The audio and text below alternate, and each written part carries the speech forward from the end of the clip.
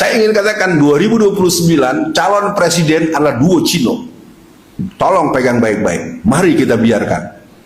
Masalah nggak ada persiapan, masih jauh. Seperti apa sekarang Ahok terus mengkampanyekan dirinya kemana-mana. Coba ikuti bagaimana Ahok menunjukkan dia sebagai orang yang humanis.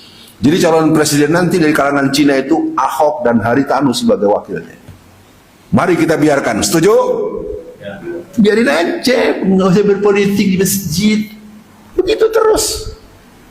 Pemilu 2029, 60% gubernur, wali kota, bupati se-Indonesia akan diambil alih oleh orang Cina.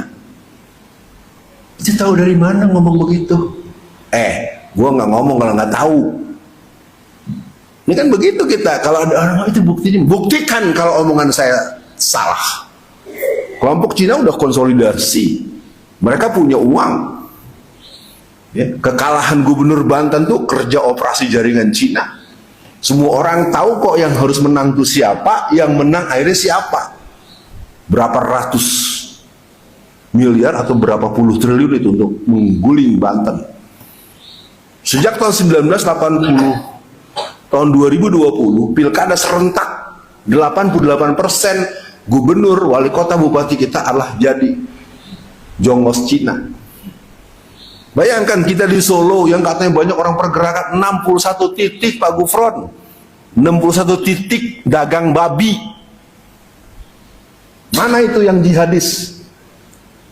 Mana itu yang biasa amar ma'ruf nahi mungkar? Nggak berkutik. Kenapa, Prof? Karena kita nggak punya otoritas politik. Saya ulang berulang-ulang, jangan tersinggung dengan pernyataan. Kita itu menganggap remeh kekuasaan. Kalau bapak-bapak ibu masih tahu, masih ingat orang yang bernama Allahyarham Husein Umar. Pernah ingat nama itu? Halo? Nggak tahu juga, katanya rajin ngaji, nama Husein Umar nggak tahu. Halo? Sopo Husein Umar? Ya, gimana mau taunya cuma Gibran doang sih sama Kaisang. Saya tanya nih, ini warnanya apa?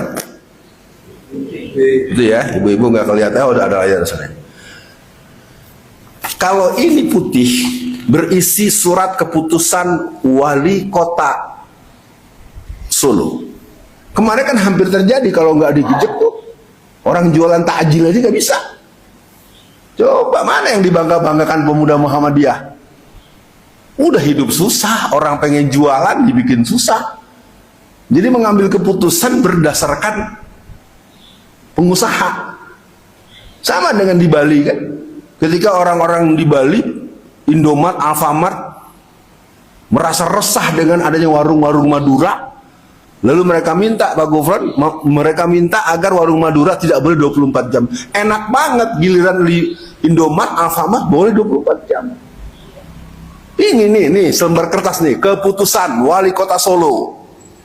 Coba bayangkan, keputusan wali kota Solo. Barang siapa ada orang yang makan di siang hari, pertama akan ditegaskan oleh Satpol PP memeriksa KTP-nya. Kalau KTP-nya Islam, dia akan ditahan di polsek terdekat. Kalau ini dibahas, disepakati, nah di DPR isinya PKI Perjuangan. Ente semua bilang pemilu togut-togat, togut-togot. Coba kalau diisinya PKS-nya sekarang baru nambah 2, baru 7. P3-nya jeblok. PKB-nya anak buah Gibran. Ya. Saya ingin katakan dengan berat hati, kita ini hari ini dalam posisi harus berhitung. Sekarang udah 2026. 2029 saya katakan, kalau Anda di Solo, Anda harus berhitung apakah Respati akan kita majukan lagi jadi wali kota Solo.